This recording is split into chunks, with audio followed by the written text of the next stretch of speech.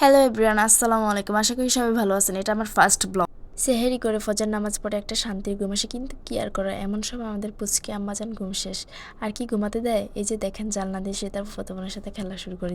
যাই এই ফাঁকে ঘরের কাজগুলো সেরে ফেলি। বিছানাটা একটু এলোমেলো হয়ে আছে, তাই একটু গুছিয়ে নিলাম। রুম গোছানোর পরে রুমের মধ্যে একটা আলাদা শান্তি। সেহেরি খাবার পরে যেসব জিনিসপত্রগুলো অপরিষ্কার হয়ে আছে সেগুলো ধুয়ে নিই। বাবুর ফিটারগুলো সবসময় আমি ভালোভাবে ধুয়ে নিই, তা না হলে এতে ব্যাকটেরিয়া থাকতে পারে।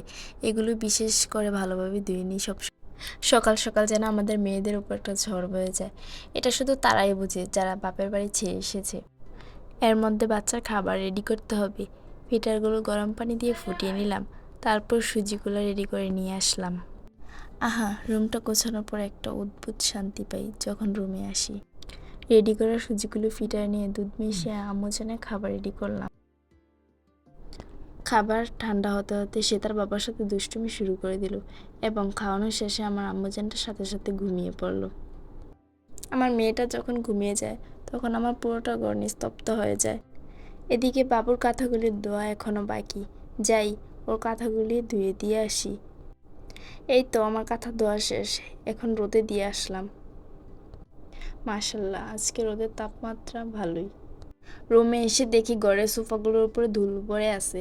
ছোট একটা কাপড় দিয়ে সোফাগুলো ধুল পরিষ্কার করে নিলাম। রোজা রেখে এত কাজের মধ্যে বাচ্চা সামলানো এত সহজ না। যাই হোক, ভালো থাকবেন, সুস্থ থাকবেন, দেখা হবে পরের ব্লগে। আল্লাহ হাফেজ। পেজটি ফলো দিতে ভুলবেন না।